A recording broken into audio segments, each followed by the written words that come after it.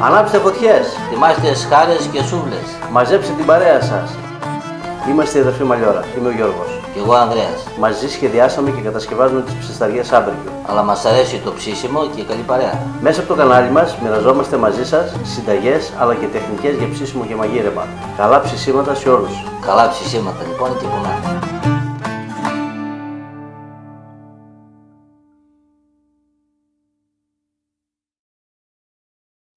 Λοιπόν, μερικές ώρες πριν να ετοιμάσουμε τον κιμά. Εδώ έχουμε κοτόπουλο, μπούτι, το οποίο θα το κόψουμε με το ειδικό μαχαίρι. Είναι 2 κιλά. Να προτιμήσετε μπούτι γιατί είναι πιο ζουμερό και έχει και λίγο λιπάκι πάνω του. Εδώ έχουμε 200 γραμμάρια παρμεζάνα και 10 φέτες μπέικον καπνιστό, το οποίο μπέικον το έχουμε κόψει ψηλό με αυτό το ειδικό μαχαίρι, όπως θα κάνουμε και με το κοτόπουλο. Εδώ έχουμε ψιλοκομμένο κρεμμύδι, 200 γραμμάρια, 4 κουταλιές του γλυκού έχουμε μαϊδανό ψιλοκομμένο, 4 σκυλίδες σκόρδο, οι οποίες είναι και αυτές ψιλοκομμένες, και πάμε τώρα να δούμε τα μπαχαρικά. Έχουμε για 2 κιλά, γιατί θα τα υπολογίσουμε στο κρέας, στο κοτόπουλο, για 2 κιλά κοτόπουλο, 3 γραμμάρια πιπέρι λευκό και 1 γραμμάριο μοσχοκάριδο. Αυτά τα δύο θα τα χτυπήσω πρώτα μόνα τους για να θρηματιστούν, γιατί είναι σε ολόκληρα κομμάτια, και μετά θα προσθέσω 2 ακόμα υλικά. Θα συνεχίσω το χτύπημα αφού προσθέσω 5 γραμμάρια μπούκοβο γλυκό και καυτερό σε αναλογία 3:1. Δηλαδή έχω κάνει ένα μείγμα 3 μέρη γλυκό μπούκοβο και 1 μέρος καυτερό, και από αυτό το μείγμα πήρα 5 γραμμάρια και 2 κουταλιές του γλυκού κοφτές θυμάρι. Εδώ, αφού τα χτυπήσω καλά, δεν θα προσθέσω το αλάτι και θα σας εξηγήσω τον λόγο παρακάτω. Γιατί με αυτά τα μυρωδικά και τα μπαχαρικά κάνουμε μια άλλη παρέμβαση για να δώσουμε πολύ ένταση στο κιμά. Λοιπόν, είναι έτοιμα τα μπαχαρικά μας, έχουν φοβερό άρωμα και πάμε τώρα να αναμίξουμε κάποια από τα υλικά μας στο τηγάνι. Λοιπόν, ρίχνουμε 40 ml εξαιρετικό παρθένο ελαιόλαδο σε ένα τηγάνι και σε πολύ χαμηλή φωτιά θα σοτάρουμε το κρεμμύδι. Ίσα να μαλακώσει. Είναι και ψιλοκομμένο, δεν θα έχουμε πρόβλημα. Ξεκινάμε πρώτα το κρεμμύδι.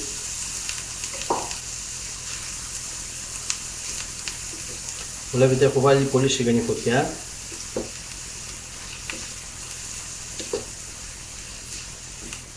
Το κρεμμύδι, όπως βλέπετε, το έχουμε ψιλοκόψει με το ειδικό μαχαίρι, το κάναμε πολύ ψηλό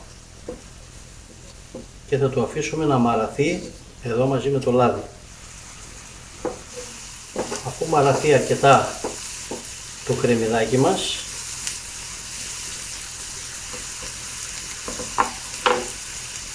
θα προσθέσω σε αυτή την πάση και 4 σκυλίδες σκόρδο ψιλοκομμένες.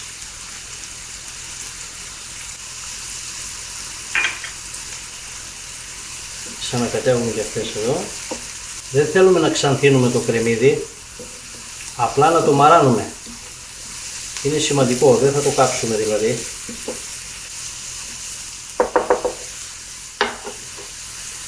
Εδώ μέσα τώρα θα προσθέσουμε τα μπαχαρικά μας. Όλα τα μπαχαρικά εκτός από το αλάτι, γι' αυτό το άφησα έξω. Πω αρώματα φοβερά.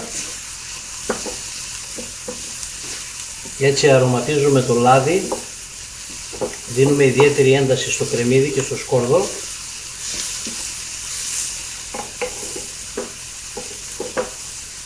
Και θα τελειώσω προσθέτοντας το ψιλοκομμένο μπέικον.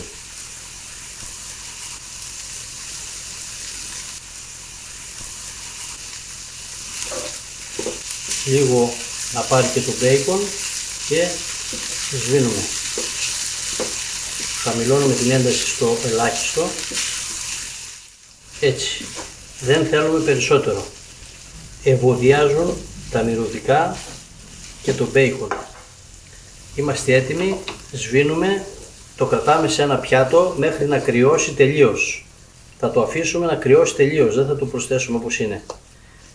Και μέχρι να κρυώσει αυτό έχουμε όλο το χρόνο να κόψουμε το κοτόπουλο και να το κάνουμε κιμά με το ειδικό μαχαίρι. Πάμε να τα δούμε. Εξαιρετικό άρωμα. Εν τω μεταξύ έχω βάλει και το αλάτι εδώ μέσα στο γουδί, επειδή είναι χοντρό, είναι αλάτι βράχων και το έκανα ψηλό και αυτό. Και τώρα πάμε να κόψουμε το κιμά. Παίρνουμε τα μπουτάκια και τα κόβουμε σε μικρότερα κομμάτια.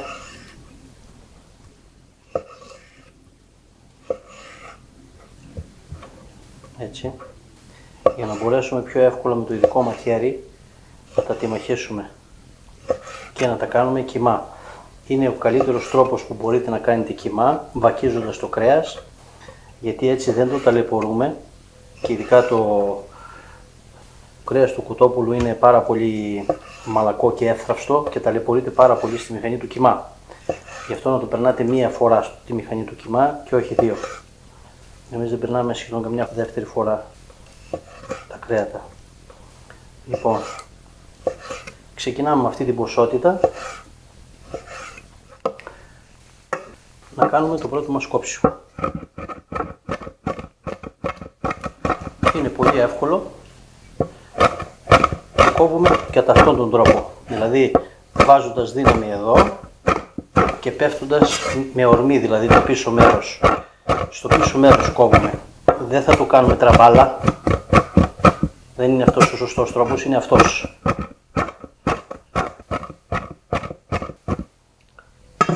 Μας βοηθάει να το γυρίσουμε το μαχαίρι. Το χρησιμοποιούμε και σαν σπάτουλα. Θέλουμε γυρίσματα πολλά και κοψίματα. Κόβουμε λίγη την ποσότητα, δεν μπορούμε να την κόψουμε όλοι μαζί. Αφήνουμε στην άκρη και συνεχίζουμε με την επόμενη. Καλό κόψιμο όμως, και αυτό θα το πετύχουμε γυρίζοντας το κρέας, αναδιπλώνοντάς το και κόβοντας. Αναδιπλώνουμε και κόβουμε μέχρι το κρέας να αποκτήσει την υφή του κιμά. Και όταν είναι έτοιμο κομμένο, το παραμερίζουμε στην άκρη και συνεχίζουμε με άλλα κομμάτια ώσπου να τελειώσουμε το κιμά μας. Πιστέψτε με, ο κόπος σας θα ανταμυφθεί, γιατί έχουμε άλλο δάγκωμα. Στέκεται αλλιώς το μπιφτέκι μας. Εδώ θα μπορούσαμε να προσθέτουμε και λίγο από το αλάτι μας. Ώσπου να το βάλουμε όλο. Εξάλλου κατά το ζύμωμα θα ανακατευτεί ξανά μέσα στο κιμά.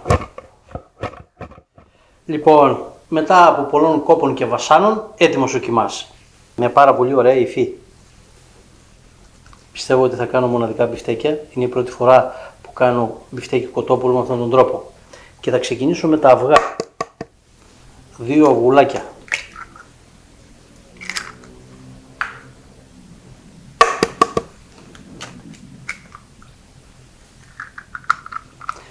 Κάνουμε ένα καλό πρώτο ανακάτεμα για να δώσουμε περισσότερη υγρασία στο κιμά με το αυγό.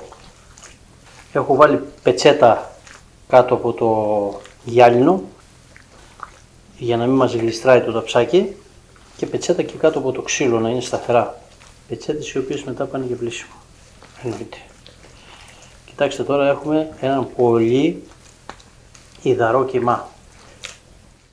Εδώ καλό είναι να βάλω το υπόλοιπο από το αλάτι που δεν έβαλα κατά την ώρα που τιμάχιζα το κιμά. Στο σύνολο έχουμε 24 γραμμάρια αλάτι.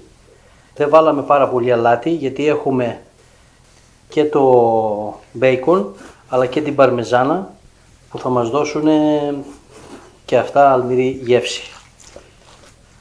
24 γραμμάρια για 2 κιλά που είναι ο κιμάς, δηλαδή 12 γραμμάρια το κιλό. Θα ακολουθήσουν πολλά ανακατέματα και σε αυτό το σημείο θα βάλουμε το μπέικον με τα κρεμμυδάκια, το σκόρδο και τα μπαχαρικά που τα είχα κάνει στο τηγάνι Και τώρα έχουν κρυώσει μετά από τόση ώρα και τα προσθέτω στο κιμά. Προσθέτω και ανακατεύω. Αυτό θα μας δώσει το άρωμα. Καλό είναι να αφήσετε το κιμά λίγη ώρα στο ψυγείο να κρυώσει, εγώ αυτό έκανα. Τώρα μην σπεύσετε να σχολιάσετε γιατί δεν χρησιμοποιώ γάντια, δεν δουλεύω στην εστίαση και αμέσως μετά από αυτή τη δουλειά πλένω τα χέρια μου με σαπούνι και ζεστό νερό.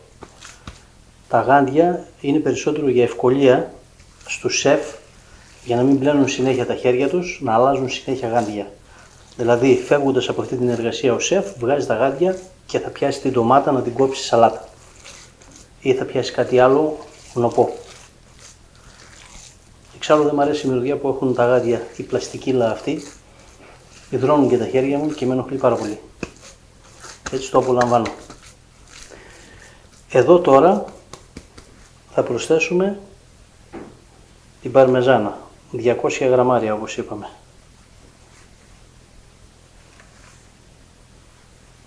Θα αρχίσει σιγά σιγά να δένει το μείγμα μας. Άρωμα. Βλέπετε ότι έχει αρχίσει και δένει πολύ καλά το μείγμα με την παρμεζάνα και έχουμε ακόμα δρόμο. Και όσο ο κιμάς είναι ακόμα μαλακός, θα προσθέσουμε και το τελευταίο μας υλικό, το τελευταίο αρωματικό θα έλεγα, που είναι ο μαϊδανός. 4 κουταλιές της σούπας γεμάτες ο μαϊδανός, τον αφήσαμε τελευταίο. Και εδώ πάλι με τον ίδιο τρόπο προσθέτουμε και ανακατεύουμε. Προσθέτουμε και ανακατεύουμε. Λοιπόν, και τώρα θα περάσουμε σε αυτή εδώ τη σκόνη που είναι corn flour.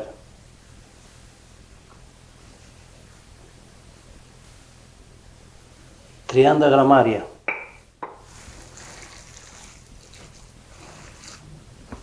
Δρά σαν σταθεροποιητής, σαν ομογενοποιητής, θα απορροφήσει όλη την υγρασία, την οποία θα την διαθέσει μετά κατά το ψήσιμο.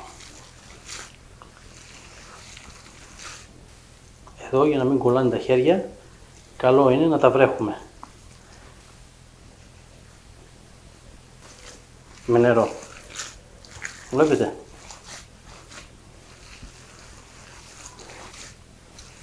Τώρα θέλουμε καλό ζύμωμα. Θα φέρω το νερό πιο κοντά. Και θα φέρουμε το κιμά εκεί που θέλουμε, προσθέτοντας και φρυγανιά τριμμένη. Το πόσο θα πάρει εξαρτάται από το πόσο υγρός είναι ο κιμάς. Εδώ έχουμε 2 κουταλιές της σούπας γεμάτες. Αν χρειαστεί θα βάλω λίγο ακόμα. Μην βάλετε ψωμί εδώ, καλύτερα φρυγανιά. Μαζεύει πιο καλά τα υγρά και βοηθάει να πάρουμε ένα κιμά με πολύ καλή υφή. Νομίζω πως εδώ είμαστε πάρα πολύ καλά. Θα τον αφήσουμε για 2-3 ώρες στο ψυγείο να σταθεί. Μετά θα πλάσουμε τα μπιφτέκια και θα τα αφήσουμε και αυτά άλλες καμιά 2 ώρες μέσα στο ψυγείο. Θα κάνουμε μπιφτέκια 120 γραμμαριών. Πάμε για το ψυγείο. Σε λίγο η συνέχεια περιμένω και τον Ανδρέα. Πάλι καλά που δεν είναι εδώ. Ναι, πάλι καλά που δεν είναι εδώ. Γιατί μας πήρε πολλή ώρα η προετοιμασία. Ήρθε η ώρα. Λοιπόν, άντε, βλέπω όλο και μικρότερη μιζούρα πέρυσι. Τι γίνεται. Έχω πουλά. Και έτσι φαίνεται ότι πίνεις λίγο, Λοιπόν, άντε, γεια μας. Στην υγεία σας, παιδιά. Έκλειψες και λίγο κιμά, βλέπω εδώ, Λίγο. Και έβγαινες τηγάνισμα. Για να δοκιμάσω. Δεν θα σας πω τίποτα. Εξάλλου διαφορετικό το τηγανιτό, διαφορετικό το ψητό. Τώρα βάλουμε ζητάκι πάνω. Ωραίο. Κάποιοι προετοιμάζονται για το χειμώνα που έχουν ξύλα. Θα μείνει δέντρο για δέντρο πάλι. Κρίμα.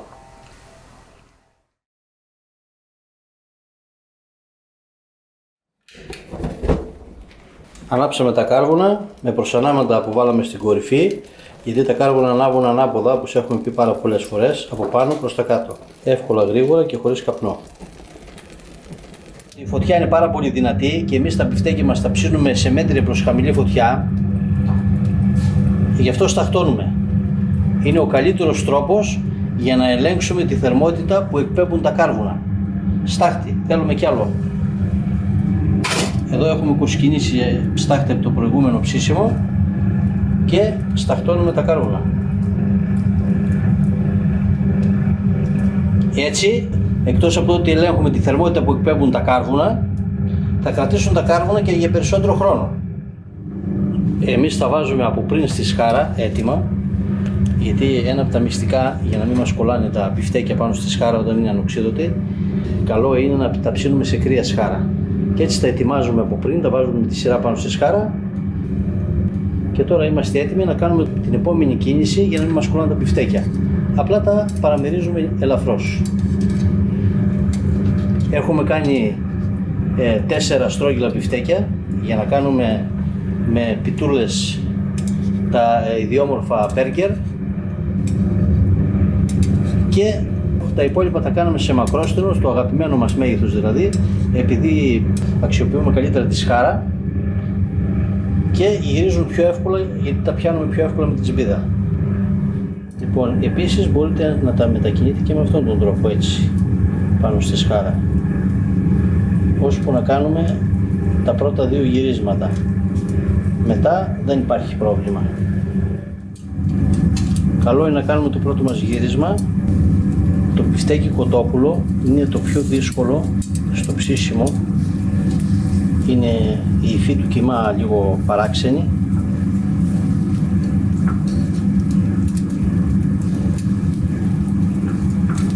Και εδώ γυρίζουν πιο εύκολα φυσικά.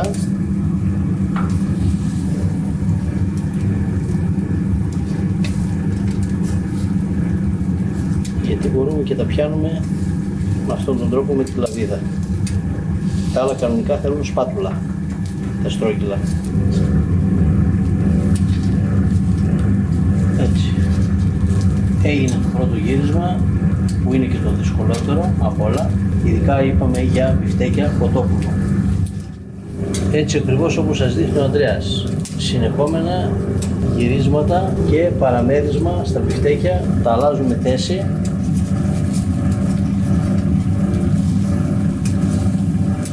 Για να μην μας κολλάνε. Έχουμε κάνει ήδη 2 γυρίσματα. Δεν τα αφήνουμε όπως βλέπετε σε ησυχία. Τα παραμερίζουμε πάνω στη σχάρα, γιατί αν τα αφήσουμε αρκετή ώρα έτσι πάνω στη σχάρα θα κολλήσουν. Έτσι. Κάνουμε συχνά και πολλά γυρίσματα και θα ψήσουμε μέχρι η εσωτερική θερμοκρασία να περάσει στους 75 βαθμούς. Ψήνουμε κοτόπουλο, παιδιά. Λοιπόν, βάλαμε και ντοματούλες εδώ να ψήσουμε στη λάμα. Ελεγχόμενη φωτιά. Συνεχόμενα γυρίσματα για να μην μας κολλάνε. Το μπιφτέκι κοτόπουλο, όπως είπα, είναι από το πιο δύσκολο στο ψήσιμο.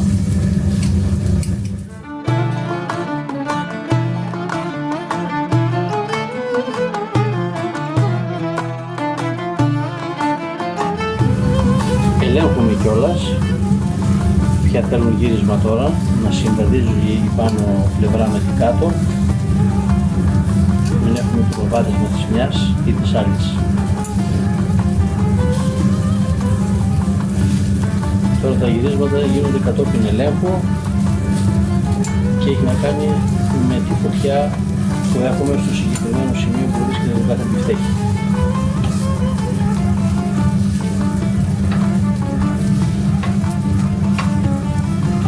Να γυρίσουμε και τους ντοματούλες. Εδώ αυτά βλέπω προχωρεύονται. Ίσως η φωτιά εδώ είναι λίγο πιο δυνατή από την εκεί. Και μπορούμε βέβαια, αν θέλουμε να τα συγχρονίσουμε, να τα αλλάξουμε και θέσεις. Δεν χρειάζεται να πάρουμε κανένα βιβλίο. Χωρίς την βρήκε τη λύση ο άλλος.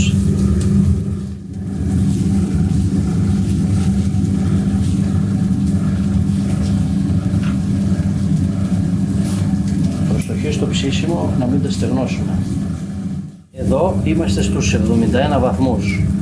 Μετράμε στο κέντρο, βλέπετε το χρώμα. Αυτό σε λίγο θα είναι έτοιμο. 1-2 γυρίσματα ακόμα και είναι έτοιμο. Εκείνα θέλουν λίγο λογικά. Να δούμε και αυτό. Σας το κάνω για να δείτε τις διαφορές.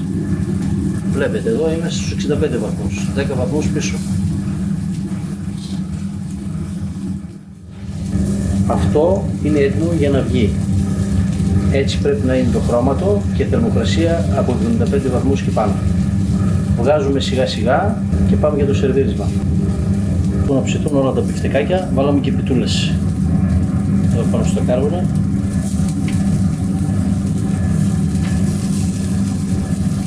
Σε 5 λεπτάκια το πολύ είμαστε έτοιμοι. Να δοκιμάσουμε πρώτα σκέτο.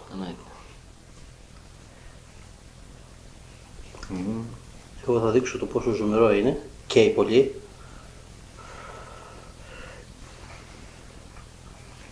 Πω. Τι γεύση είναι αυτή, Μαλακό, ζουμερό, καίει πάρα πολύ. Λοιπόν, αντί για ψωμάκια του μπέργκερ, η πιτούλα, η μικρή, είναι ό,τι πρέπει.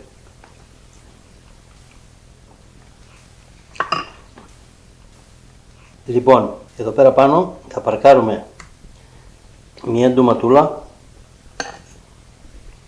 ένα κρεμμυδάκι και ένα στρόγγυλο μπεφτικάκι. Να βάλουμε και λίγο σως εδώ, έτσι.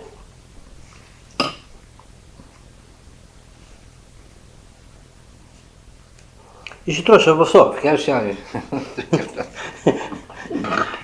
Ρε, μόλις μπούκες θα βάζει.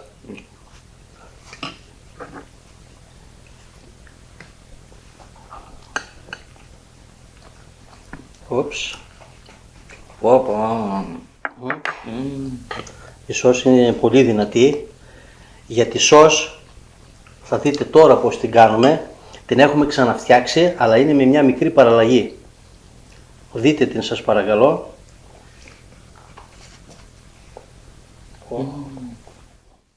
Η σως που θα σας δείξω είναι η ίδια που κάναμε και την προηγούμενη φορά με μια μικρή παραλλαγή. Ξεκινάμε με 6 γραμμάρια ζάχαρη. Καστανή ζάχαρη. Εδώ θα ρίξουμε 6 γραμμάρια σόγια σως. 4 γραμμάρια χυμό λεμονιού. 1 γραμμάριο πάπρικα γλυκιά.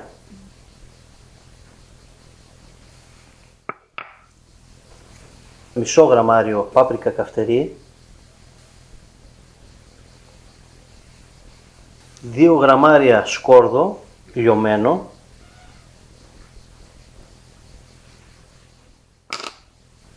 3 γραμμάρια ginger φρέσκο τριμμένο.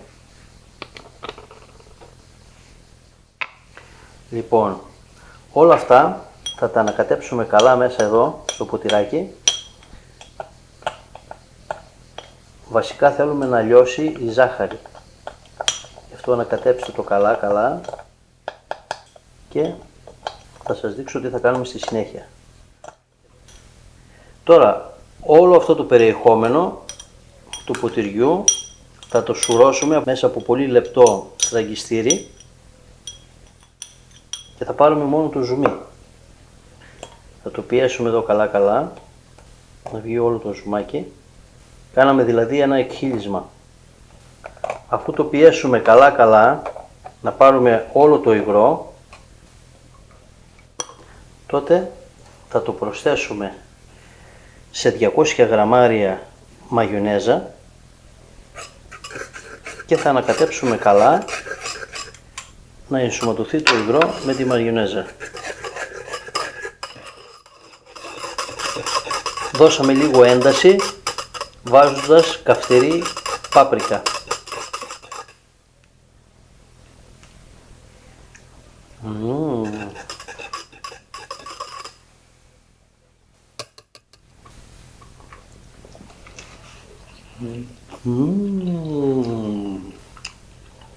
Κοιτάξτε πόσο ζουμί βγάζει. Τέλειο. Κοιτάξτε. Πολύ ζουμερό.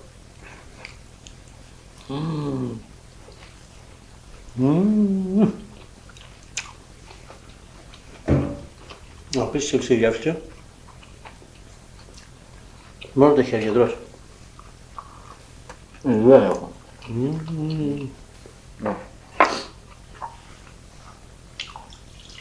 Όπα. Εξαιρετικό, παιδιά. Άντε, γεια μας. Γεια μας, στην υγεία σας. Γεια σας, παιδιά. Νομίζω είναι το καλύτερο μπιφτέκι κοτόπουλο που έχουμε κάνει. Πάει το ξέκαρμα. Κυριακή. Θα κρατήσω το ζυμό εσύ όμως γιατί έχει πολλή δουλειά. Αξίζει ο κόπος. Ναι. Εδώ να πω πως το δάγκωμα είναι μοναδικό, έχει μοναδική υφή το μπιφτέκι λόγω του κοψίματος που κάναμε με το μαχαίρι.